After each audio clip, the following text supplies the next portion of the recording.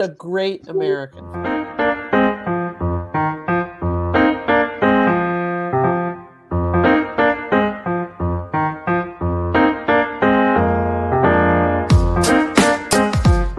Hi, I'm Eric Sabri, your Wayne County Treasurer. If you're living in a home of a deceased family member and you're facing property tax foreclosure, the probate process can be helpful to you. If you file a probate petition and notify our office, the foreclosure proceedings will be halted during the probate process. Contact us at 313-224-5990 or email us at taxinfo@waynecounty.com. We're here to help.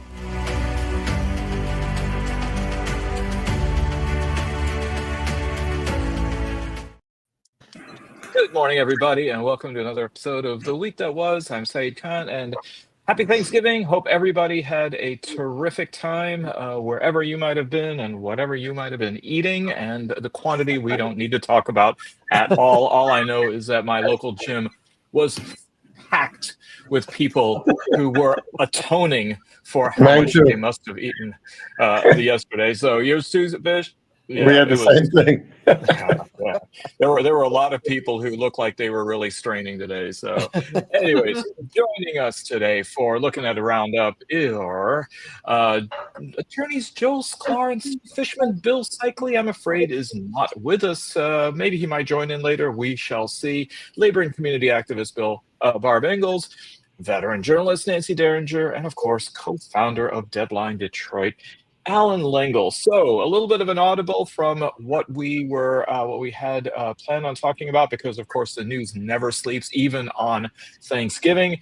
There was 2 days ago an incident in Washington, D.C., where two National Guard members who had been deployed to the nation's capital pursuant to the president's order to do so. These two from West Virginia, despite the fact that a judge had declared this deployment to be illegal, were shot. Both critically, one having succumbed to her injuries. The suspect has been taken into custody while he was himself wounded in the apprehension. An Afghan by the name of Rahmanullah Lakanwal, who had been allowed into the United States under the Biden administration in 2021 when the U.S. had its withdrawal from Kabul and the rest of the country, but whose asylum was approved under the Trump administration just a few months ago, traveled by car across the country from Washington State to Washington, D.C., and for reasons and rationale still yet to be determined, opened fire on these two National Guards. The president has decided that this is grounds for a permanent pause on legal migration from third world countries, as well as a re-examination of all green card holders from ostensibly these countries, as well as all applications. Thoughts on this particular incident? Yeah, Steve. I read something this morning that I found to be very interesting, that the administration had been warned by military people that this was not a great idea to send the National Guard, that they could become targets. They're not in any way, shape, or form trained to be patrolling streets. And then they really weren't patrolling streets anyway. They were picking up garbage and doing all this kind of stuff. And it was really interesting to read that these people involved with this had warned them that this is the kind of thing that can happen. And then, of course, it happens. And what, of course, does he do? Like what he always does. One person did this, and not, like you said, Saeed, we don't know what the person's motive was. We don't know anything about it. But what we'll do is we'll just take a sledgehammer and we'll make sure nobody ever can come in here. It's standard operating procedure for the Trump administration. Yeah, well, really Steve, given the disparity between what happened, and no one is disputing its egregiousness, but the action taken, there are a lot of people out there who are speculating whether the action to be taken, or the reaction in this case, was premeditated, maybe even tracing it back to policy advisor and immigration policy czar Stephen Miller. There has been a lot of talk about finding ways to justify restricting immigration, particularly from countries of people of color. And it seems as though the president has already had this as part of his stated goal going all the way back to his first term. Is it seeming a little too convenient? I think that's kind of what I'm saying. It does seem a little too convenient. Yes, and anytime Stephen Miller's involved in anything, you've got a pretty decent idea of where it's all heading, because he obviously has no use for anybody that's not, at least in his view, dyed-in-the-wool American, whatever that means. Right. Well, in the case of dyed-in-the-wool American, I'll come to you in a second, Nancy. This gentleman, Rahmanullah Lakanwal, the suspect, he's a known quantity. I mean, he was somebody with whom the military and the CIA were working in Afghanistan. And from what it seems, he was working in some very unseemly roles over there on behalf of our government, essentially in a death squad against Afghans over there. So there's that dimension to this as well. Nancy. Well, that was the point I was going to make. I read this morning that he was a member of something called a Zero Unit during the Afghan wars, where it was formed by the CIA, and they were paramilitary groups. They worked with the CIA and with the United States, which is one reason that he was granted asylum. Remember, that was one of the big, things that all the Biden haters were going on about during the withdrawal from Afghanistan, where they said, what about these people who worked with us? They're going to be targeted by the Taliban. They're going to be killed. Well, this was one of the guys who worked with us, and he was one of the guys who got out. And he was living, in Washington State, I believe? Yep. In Bellingham.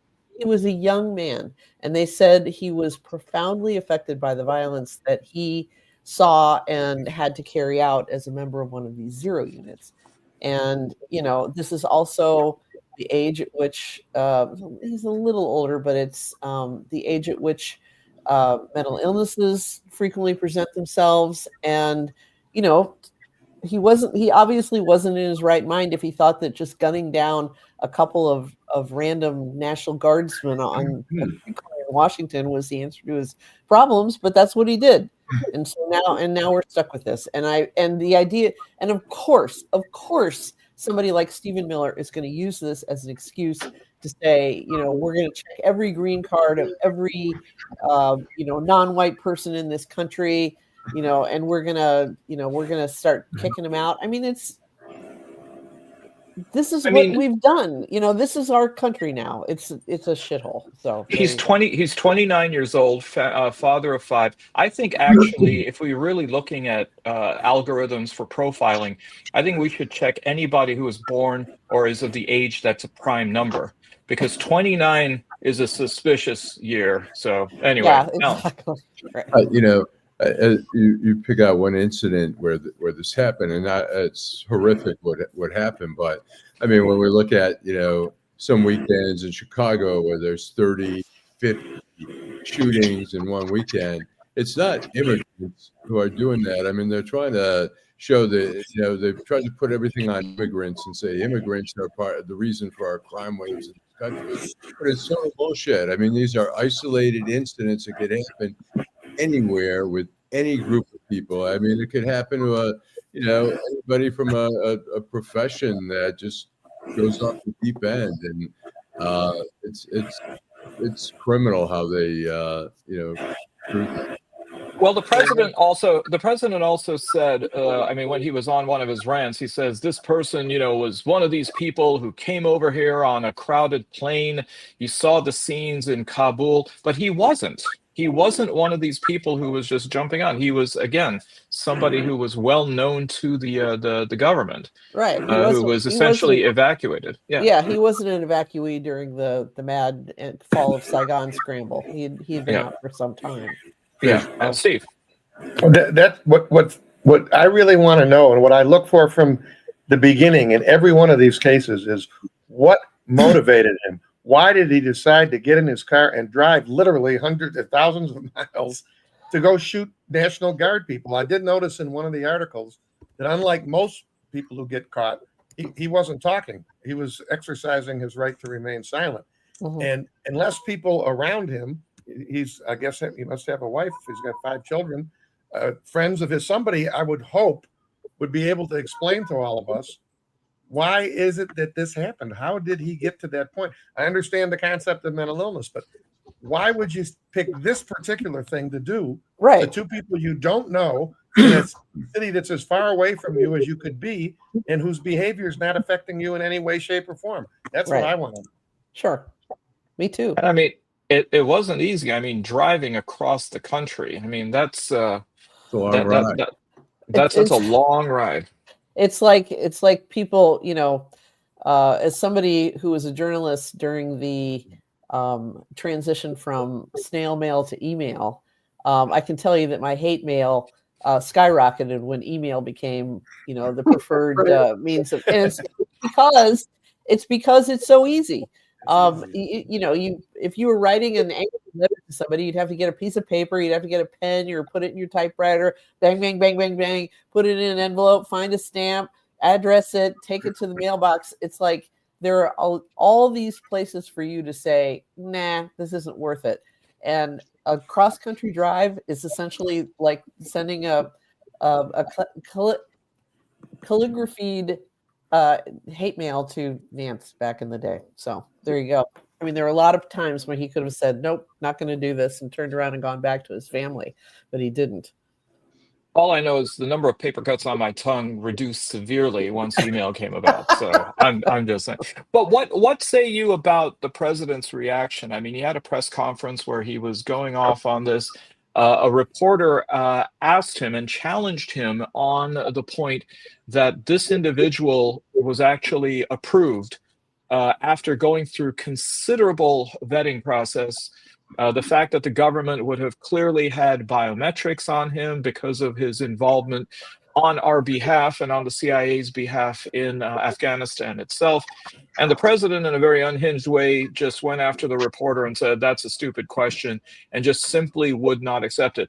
There's a broader conversation going on right now where this is symptomatic of what is purported to be the president's accelerated cognitive decline.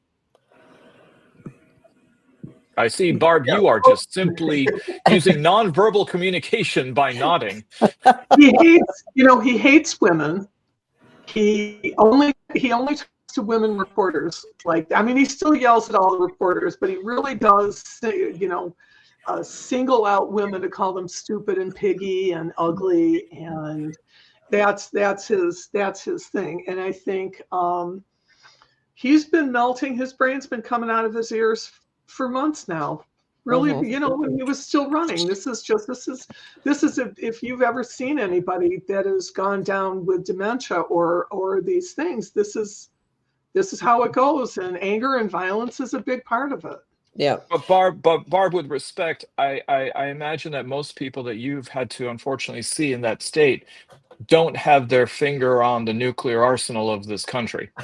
And we might go to a land war this weekend. Right. It's only Friday. You guys, we have another day of this horrible shit. And by land war, I'm sure you mean not the passing game of Michigan, Ohio State. But. I don't think that was what I meant. Yeah. This is, okay. But this is, he reportedly was furious over this New York Times story a couple days ago that said basically he's showing his age, and his hours are down to 5 roughly, and he shuffles down from the residence around noon, and he's wrapped by 5 in the afternoon. So that's what they all flipped out over Biden doing, but he's an old man. I mean, he's going to be 80 in 6 months. That's. I know you're that age. Are in much better shape than that. They could actually handle this job. I know. I realize that. I think if you gave this job to Barack Obama when he was 79, he'd do a much better job. But I mean, I remember reading about his day, and it started at 5 a.m. with a workout, and there was briefings, and there was this, and there was that, and he was still reading deep into the night in the White House. And what we have now is senile Fox News grandpa who's who's worried about his ballroom, and that's about it, And He does thinking watch Jimmy Kimmel, though. I think he stays up late. I know that. So there you go. The question's going to be though, when he continues to decompensate and deteriorate so openly and obviously, who's going to say it's time? Who's going to take away the keys? Maybe never. Right. That's the problem. He's got so many sycophants of people that will tell him your clothes look great when you have no clothes. That's a big problem. So that's scary. But Joel, I mean, isn't that the thing that he's surrounded by a bunch of Prussian generals, the way that the Kaiser was, and who are just simply going to feed on his paranoia, his insecurities, and particularly his purported dementia, and do their bidding for being kids in the candy store of policymaking, like Stephen Miller. But we have to remember that obviously it's a different level of incompetence, but the Biden family and the Biden people did the same thing. I mean, they hid him from everybody. He wasn't working full days, just kind of like they're describing Trump. And the reason is because they're old. And it's the reason why we don't need people 80 or 78 or 82 as the president of the United States, or a senator for that matter, in my opinion, or in the House of Representatives. I just think that we can't pretend it's only these guys that do that. These guys are sycophants, there's no doubt. But Biden's wife and those 2 or 3 guys, his dead buddies, they were just as guilty of this as what they're doing now. So Steve, are you saying, Steve, that this is a way that Jill Biden got to stay in the White House because she's helping shield Trump from the rest of the world with all of his maladies? Because that would be so ironic. I'm sorry, Jill Biden? What are you talking about? Jill Biden was the one who was behind shielding Joe. Yeah, right. And she didn't want to leave the White House, so maybe this is her way to stay in. Okay. Too much. I don't know, Nancy. Thank you. I'm sorry. Just my answer to the gentleman who just asked that about kicking out all old politicians. Yeah, I'm kind of at that point. Yep. Yeah. Right there. Yeah. Yes, sir. I don't know if the U.S. is ready, but I'm ready. There's a lot of talk about this in recent months. When are people like Nancy Pelosi, who I think is still as sharp as she's ever been, and you can't just draw a bright line at a certain age and say beyond this you're worthless, and on this side of it you aren't, because there are a lot, like Barb said, there's a lot of people who age very well and are very capable of it. But John Conyers was completely checked out toward the end. I mean, he was taking his music lessons in his office and so forth. I mean, if it hadn't been for Me Too, he might still be there himself. So, who knows? I don't know. Monica would have taken care of him. Bernie Sanders has an amazing level of energy. Yeah. I wrote the damn bill. Yeah, but Allan, that's because on his off time he sits there in that chair with his parka with his hands folded. So he's kind of he's nice sort of recharging. Well, I'll tell you something. There was a point where Trump did not fall asleep in the Oval Office this week, and in fact got quite perked up. That's when he met New York City Mayor-elect Zoran Mamdani. And the red hearts that were emanating from the top of his head that were directed toward old Zoran probably would make J.D. Vance and Melania quite jealous. So remember in the Monkees when Davy Jones would look at a girl and like little sparkles would come out? Notice that they never went the other way. I mean, even though, except of course, Marsha Brady when Davy Jones had a cameo on the Brady Bunch, but that's a whole different episode.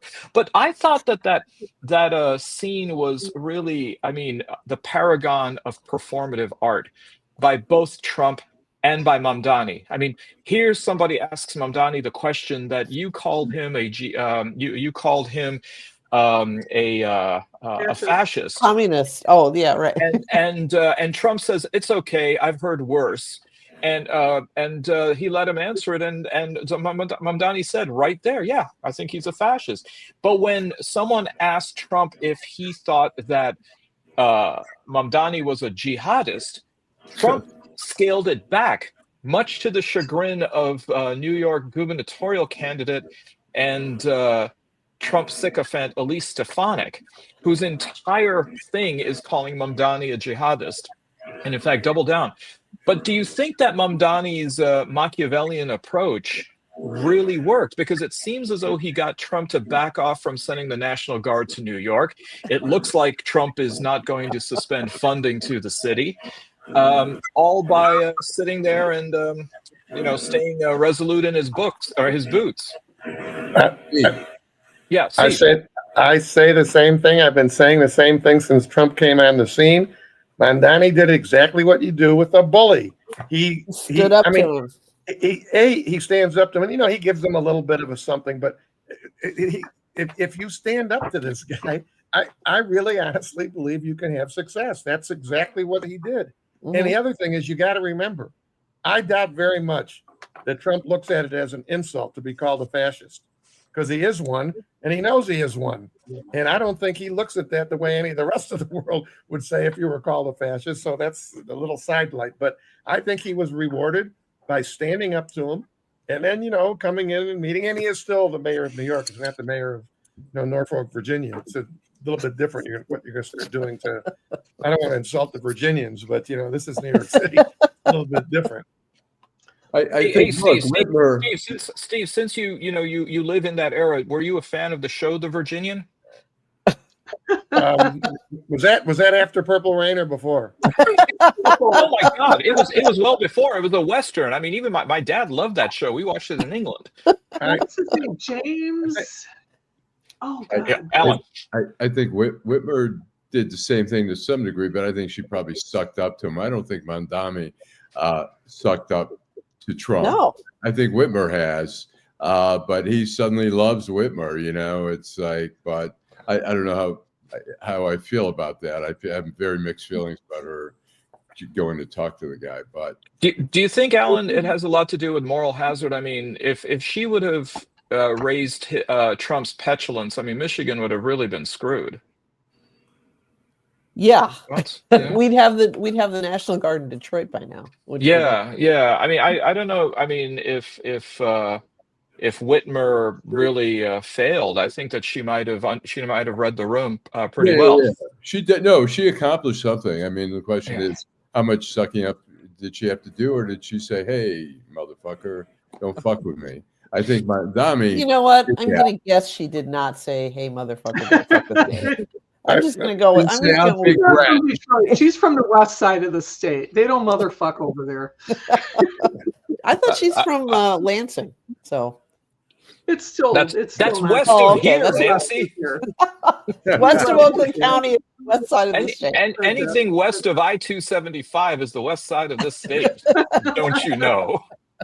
Well, one person who has definitely, I mean, and maybe Melania needs to take some notes, because the real divorce from Trump seems to be happening by Georgia Congresswoman Marjorie Taylor Greene, who has not only announced an early departure from Congress, there is now speculation that others will actually get on that crazy train on the Republican Party and leave as well. Now, what is the reason for this Marjorie Taylor Greene redemption, it seems? It's possible that she, being a, shall we say, woman of the people, is sensing something that hasn't quite reached the Oval Office yet, which is that we're already looking at a post-Trump Republican Party. I mean, I think that people who have their eyes open and are not completely deluded are seeing what's going on with Trump, and they understand that even if he was sharp as a tack, he's got 3 years left at the most, and at that point it's going to be like the death of Stalin. There's going to be this crazy power, struggle for power, and it's possible that she is maybe just taking herself out of the circle of ass kissers, and she's ready for the next thing. I mean, I don't know. I don't want to give her that much credit, because she strikes me as such a dim bulb in so many ways. But like Trump, she has a craftiness to her that might be useful. Have you seen the movie Death of Stalin? Yes, I loved it. Oh, it's one of brilliant. my favorites. I know. Yeah. I mean, I think also she saw some reality as she was saying that her children were we're going to have to pay more for health care. I think she became buddy with some of the Epstein victims, and they embraced her as a hero for standing up. And I think she felt a little better that being on that side than being on the other side of viciousness and meanness. And I think she suddenly said, hey, these people are good and they like me. These people are evil and they like me. I don't think that's. How about the idea that she just got her congressional pension accrued? She served enough time so that now she's set with that and free health care. She's one of those people who was posting videos of her doing those ridiculous CrossFit pull-ups, where they kick their legs up in the air and talking about how her immune system was so great. I don't think Marjorie Taylor Greene has given one thought to, when she's going to be old. I just don't think it's, and who knows, she may not live that long. So. Ooh, I thought we were going to have predictions at the end of the year, Nancy. You might want to just keep your powder dry for that one. That's by the way, folks, that's a metaphor that's not to be taken literal. Okay. We have some little entertaining videos on Thanksgiving, post-Thanksgiving Day. But that's right. President Trump participated in the annual Thanksgiving turkey pardoning, passing out pardons to Gobble, Waddle, and Ghislaine. Today go by the names of Gobble and Waddle. When I first saw their pictures, I thought we should send them, I shouldn't say this. I was going to call them Chuck and Nancy.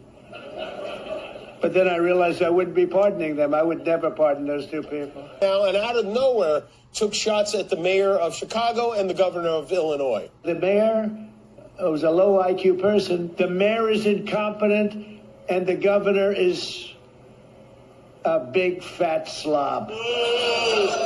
Happy Thanksgiving, everybody. Wow. He also called Tim Walz retarded. He did do that. Yeah. Retarded. He used that word, retarded? He used that word. Oh, okay. He used the R word. Well, he also has expended some venom on 6 Democratic politicians, including our own senator from Michigan, Alyssa Slotkin, for putting together a video urging U.S. military members not to obey illegal orders because they don't have to, which is simply a reiteration of the Uniform Military Code of Conduct. And now we find that Senator Slotkin, her Oakland County home, is the target of bomb threats. And we find that these are threats that are also starting to visit other lawmakers as well. Any updates on this? What's the confusion? What is the confusion? She's saying what she should be saying. It's obvious that you can't obey unlawful orders. Trump's has been giving unlawful orders that have been obeyed. He's going to keep doing that. I think what they're saying they should say. If there was some justice in the world, he'd be tried. He's killing people extrajudicially. He's ordering these strikes extrajudicially. People we know nothing about. He's committing crime. We were talking. We have Arizona Senator. Mark Kelly, whose wife actually didn't even get the luxury of a threat. It was actually shot at. Gabby Giffords, herself a congresswoman from Arizona. Shots, not just shot at. Yes. And the fact is that now Department of War / Defense Pete Hegseth is pondering reactivating Mark Kelly's military status so that he can then court-martial him.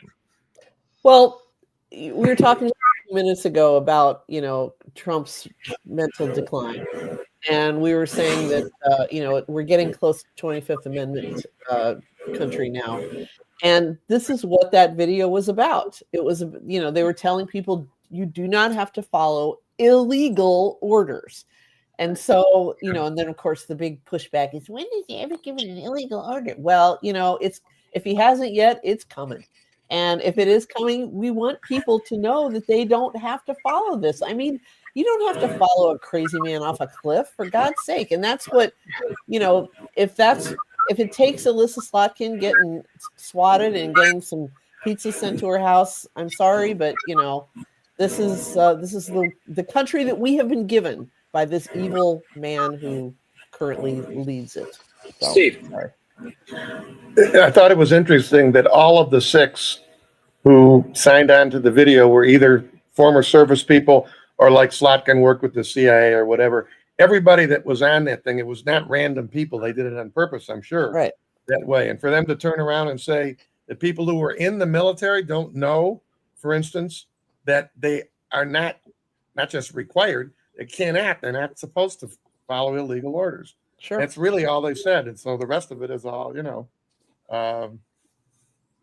I thought it was a smart move to have people who had military backgrounds, government backgrounds, CIA backgrounds to do it, not just random 6 people. Right. And I think that was the basis of it. So yeah, that would get the attention of service members, which was the point.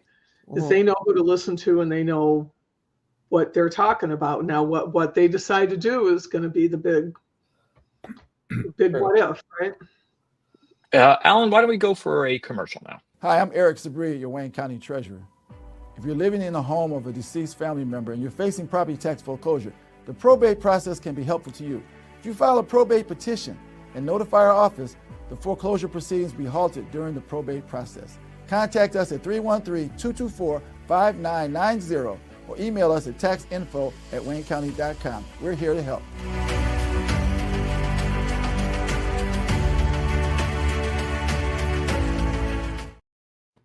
All right. Well, as some of you might be out there shopping for Black Friday deals, we find out that the Bureau of Labor Statistics has canceled the release of October's Consumer Price Index, which is a key inflation indicator, claiming that because of the government shutdown, which this government did itself, that there is insufficient data to then accumulate and to compile such information, seemingly to then avoid wondering if, in fact, we are in a higher state of inflation now, notwithstanding the fact that all you have to do is go shopping and see the increase in prices of, I don't know, everything. Coffee. This kind of concealment for an allegedly more transparent government, do you think, particularly among his most ardent supporters, some who I think are getting hit the hardest in the pocketbook, do you think this is going unnoticed? Wait, the concealment of the numbers? The concealment of this, or even the kind of Pollyanna thing of saying prices are down. I mean, I think the president said that gas prices are down, which they're not. Well, Trumpers pride themselves on being real Americans, right? I mean, and one of our great English language Americanism expressions is "Don't piss down my neck and tell me it's raining," right? So if he says gas is $2 a gallon, drive down the street and see what it is in your neck of the woods. It's not $2 a gallon. Maybe if you live in Houston, but nowhere else. And it's, the idea that he's, he just lies. He lies and he lies and he lies. And sooner or later, people are going to say the emperor has no clothes and coffee costs a fortune. They keep talking about egg prices going down. Well, they're going down because of the bird flu was impacting, and now they're down. The treasurer, what's his name, Besson or whatever, was on TV the other day saying that inflation is much higher in the blue states than the red states, which is totally false. They load of crap. They just throw out shit, and people go, yeah, most people don't bother to Google that after he says, because you're like, that doesn't sound right. And he says it's because of policies in those states, which is just ridiculous. Yeah. So no, if they didn't believe it before this week, they believe it now, because everyone went shopping. And I know this because I was in friggin' Myers twice this week. and it was like, and I shop a lot. We cook at home. We like to eat. We buy what we want because there's just the two of us. But I was walking around going, I can't afford that. I can't do it. It's so obvious. And this holiday was pricey. This was really something, and they're not going to release those numbers either, but anybody that still would say at this point, that things don't cost more. They're nuts. Mm-hmm. Yeah. Well, my turkey's still in layaway, Barb. So, Steve. Barb, I think your point is really well taken. This whole business, presidents in general. Remember when George Bush Sr. was shocked at what the price of, was it eggs or milk or something like that? They don't live like normal people, and rich people. It wasn't broccoli, Steve. Well, whatever it was. My point is that what Barb is saying is absolutely true. I don't care who you are. All you have to do is go to the store, whether it's Myers or Whole Foods or wherever you're going, and nobody is going to believe. No one's going to believe a guy, whether it's Trump or anybody else, when he starts telling you the prices are down, when your own eyes and your own pocketbook are showing you that they're not. So the fact that he's a huge liar, which we already know, and whether or not the MAGA people are going to turn on him and say, "Oh, I'm not going to support him anymore." I don't know that that's what would happen, but you can't bullshit people when they're in the supermarkets paying out of their own pocket, and I think that's where we're at with all of this. Mm-hmm. I think so too. Well, closer to home, we have an issue that might actually affect both the outgoing mayor of Detroit and the incoming mayor of Detroit over demolitions. What are we hearing about this potential controversy, Allan?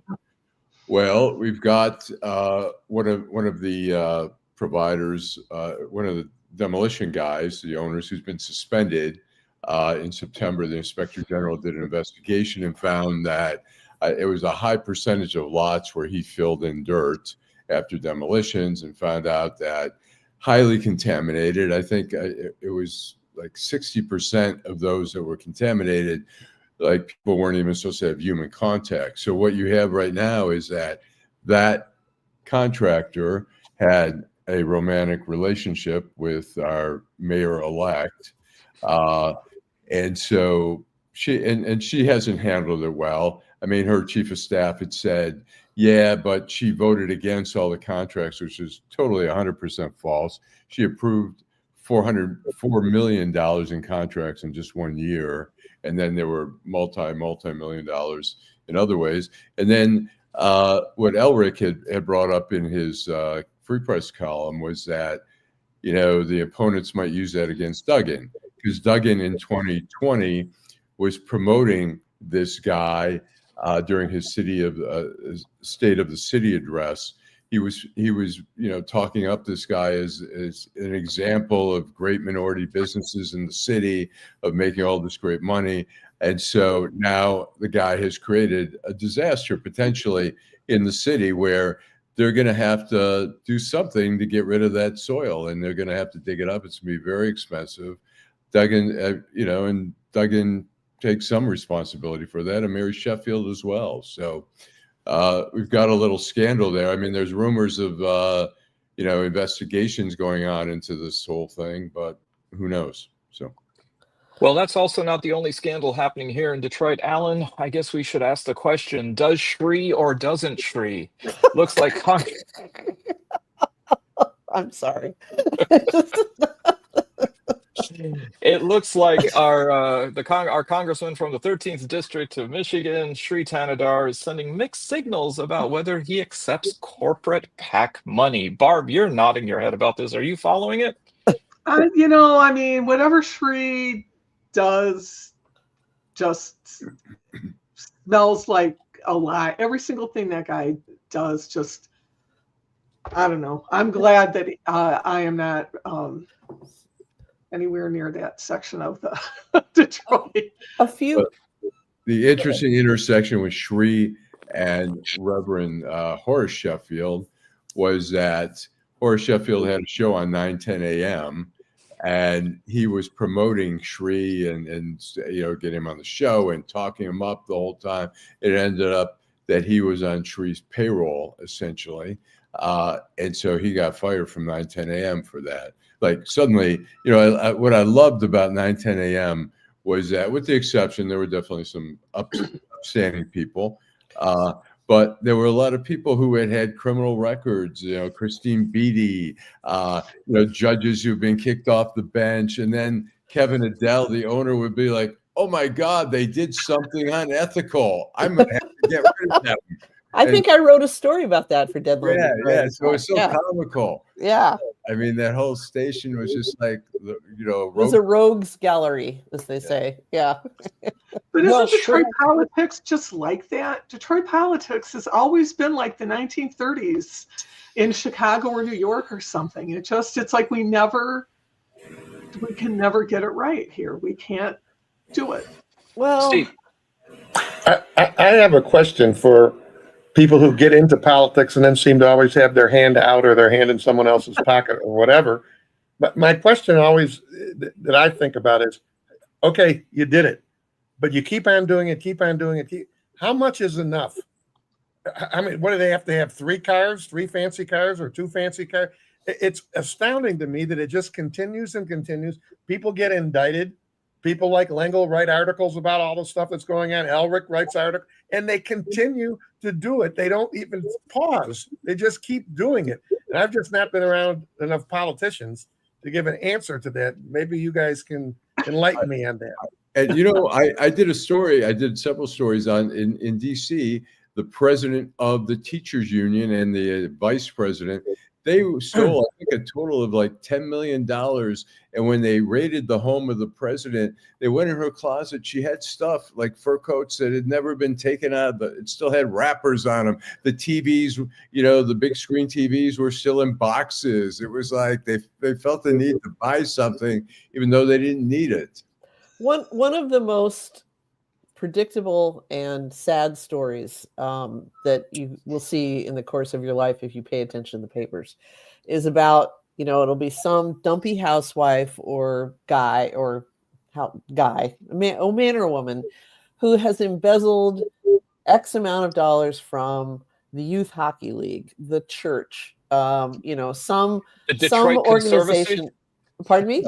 The Detroit Conservancy? The Detroit Conservancy was the same story, just on a much larger scale. And then they say, you know, there's always a question, can we claw back the money? And the money has always been spent, and it has been spent on the saddest, most pathetic things. Jewelry from the Home Shopping Channel, you know, ringside seats to an MMA match in Las Vegas. You know, Carnival cruises, exactly. And it's like, you know, generally speaking, I like to reserve my contempt and the question of when do you have enough for people like Jeff Bezos or Elon Musk or, you know, people who are truly obscenely wealthy. But because every time they're photographed or they have publicity for their jet, their private jet, or the yacht that they just had commissioned that was so huge, they had to disassemble a bridge in the Netherlands to get it out of the shipyard, you know, all that stuff.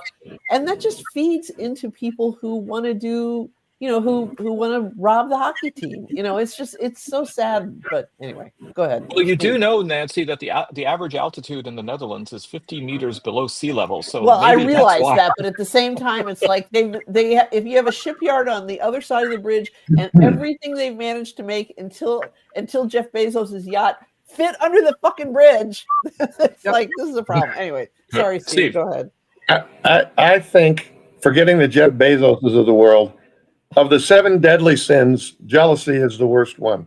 And that's what cramps so much of this. It's astounding to me that, for instance, on my block here in Southfield, if some guy came in and he had 14 Rolls Royces sitting in his driveway, I'm going to say, oh my God, I need to get a Rolls Royce. I mean, if you can control anything, I tell my kids this, and I throw it out there to anybody that's listening to this thing.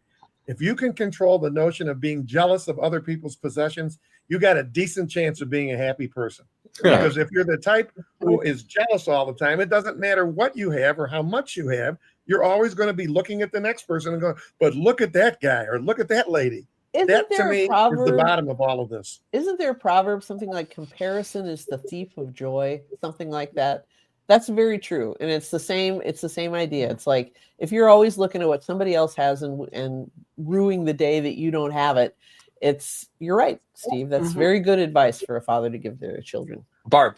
I also think that some people just shouldn't have that much money. We can't handle it. if I came into $1 billion, I'd probably be dead in 6 weeks. I would just, even though I know better, even though I'm smart, I tell myself that I'd have all the Kamayu wine, and I would have all the things that I shouldn't have, and it's like, I always think that if Elvis Presley hadn't gotten as unbelievably famous and wealthy, he would be an old man right now. He'd be an old man sitting on his porch in Tupelo with a guitar and a bunch of grandchildren, and he'd be happy. Yeah, and he'd exactly. be happy. Yeah. And nothing that happened to him in his life made him happy, because what does a truck driver from Tupelo do with unlimited money? And it's like people that win the lottery, they're always miserable. Mm-hmm. After a while, we should not have money. Barb, the late and great Manchester United football player George Best once said that he spent most of his money on booze, birds, and fast cars, and the rest he just squandered. So that's one of the greatest lines in the history of sports. I don't follow sports. I blew it on booze, drugs, and drugs. The rest I just wasted. And he should have known. No, I mean, and it's true. I mean, the poor guy went through 2 livers before finally dying. He Mickey mantled them. Yeah, Mickey mantled his liver. So there you go. Pretty much. So on the media front here in Detroit, it looks like Sinclair Broadcasting is set its sights on WXYZ Channel 7. That might stir things up in a way similar to the Ellisons buying CBS, and of course that's going to go real well. Allan, it's so dangerous. I mean, they're a compromised company. I mean, when you have edicts coming from headquarters to all your stations that you have to do this and you have to read this, and they're meddlers. I mean, they were the ones who wouldn't air Jimmy Kimmel's show, and it's a dangerous company. And WXYZ, has had independence. I mean, I don't think anyone can criticize them for being compromised, but they will be compromised if Sinclair buys them. Well, there's always alternatives here in Detroit, Allan, including WDIV. This is not a paid or an unpaid endorsement, but our good friend Devin Skillian, who sometimes appears on the show, was for many years an anchor over there. Right. Can I ask, how many of you guys rely on local television for local news? I mean, Allan, you've got cable. You've always got your TV on. I've been over to your apartment before, and it's, you watch a lot of local TV. I don't, and I'm just wondering. Rely is such a strong word, Nancy. I mean, I consult the I Ching twice an hour. Steve. It's an interesting question. When's the last time I watched local news? I can't remember if it was right before Purple Rain or right after Purple Rain, but it's been over 40 years. Over 40 years. I have not turned on the television during the news for over 40 years. I can tell you the same way. Fish, it just occurred to me that time of of Purple Rain that you have as this important milestone and marker of time. 1984 was also the year that the Tigers won the World Series. That's true. I'm surprised you don't mention that. You go to the purple one from Minnesota, who then beat us 3 years later. I'm just saying. Allan. I mean, it's interesting when you watch local news now, DIV, XYZ, Fox 2, whatever. A lot of these reporters, I mean, sometimes I feel like I'm watching like Lansing News or Traverse City News, where you see they're hiring a lot more inexperienced, cheaper reporters, where it used to be Detroit was a big market. It was like anyone, who was in the business, who wanted the career climb, would jump at the opportunity of it. And Detroit's a great news town anyway. Yeah. But you're seeing such young people there, which is good to have a mix, but it seems like they're really It's like being in Fort Wayne again, where we used to live, where we had an anchor. I remember watching it with some friends of mine where we had the TV on, and she goes, "News from the Cannes Film Festival." It was just like, so it was, I mean, that was the kind of thing that happened all the time. And in a lot of ways, it kind of made it amusing to watch local news there, because the screw ups and and But here it's like they mispronounce words. You're right. I mean, they hire younger and younger people and they pay them less and less. I mean, they just had that giant buyout at WDIV like a year ago when Devin took it, and Tim Pamplin and all those other people. So there you go. That was my very first interview out of college, because there were no jobs out there. I went up to Cadillac, Michigan to interview for a weatherman job. You would have been great. I can just the snow. It's gonna be a schlep. You're gonna have to chuck your shovel. It's good to have a 6'5" weatherman. I think that helps the presentation. Did you ever see the reel of the Mexican weather lady who her weathercasts are all in Spanish, but she has this incredible Vargas girl body. You know, she's got giant boobs and a nice protruding butt, and she'll turn sideways, and she dresses in really tight outfits, and she turns sideways to point at her weather map, and all that. You can see all the Mexican men like, ay. But anyway, I don't see any clouds. Yeah. Yeah, I'll be into dinner in a minute, honey. I gotta watch the weather report.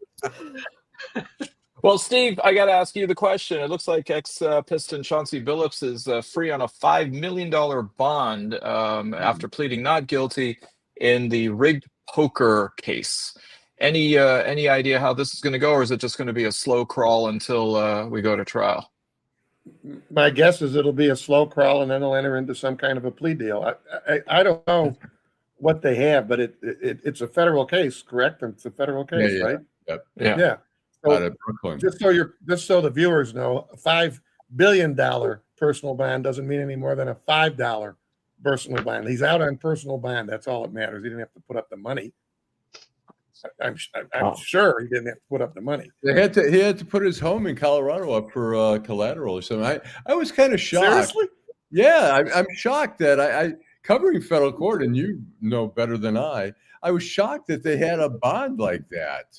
It said that he had to put his home. He put his home up as collateral, and I'm just, why would they do that? Why do you think they did that? I have no idea. We don't do that in the Eastern District of Michigan. Either you get bond, or you get no bond. And when you get bond, you don't have to put anything up.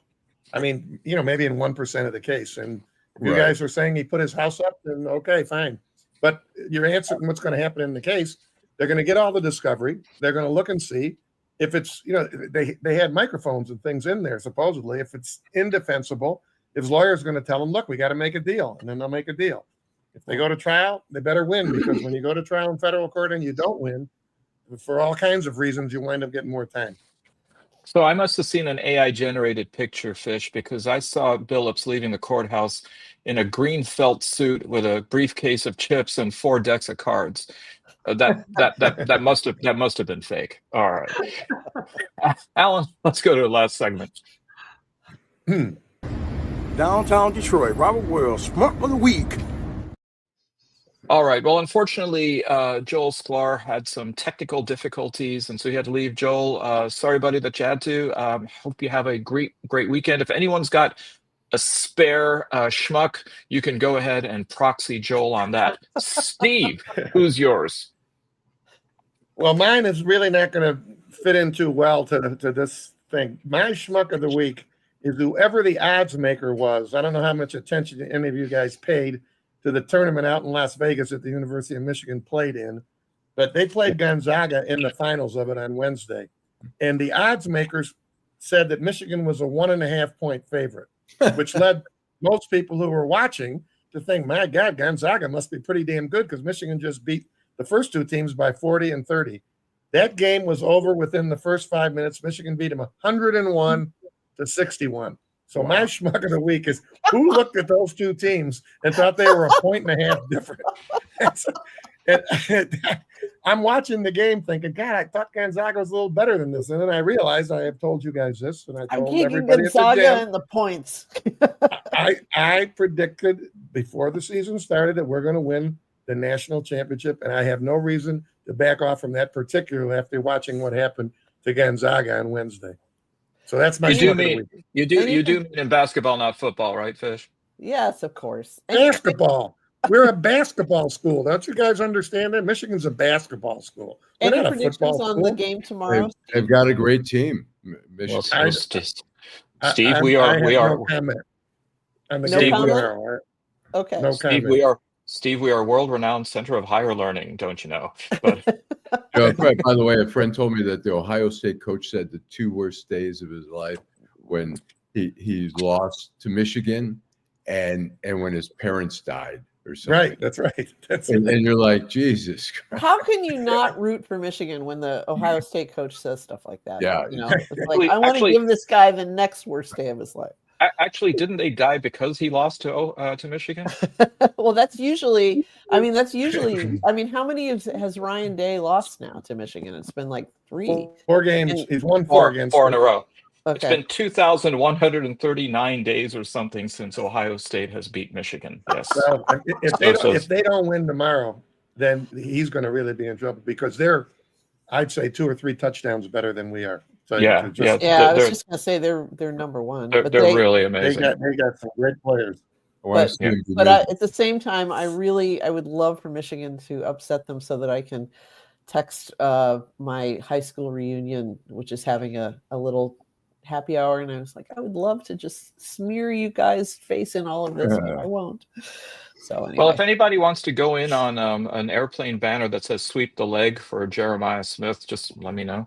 But Barb, I have my usual, Matt Hall, lacking transparency in Michigan, just being a Republican as he does. But I actually have maybe it's more of a pet peeve than a schmuck, but people that don't say their T's, important, kitten,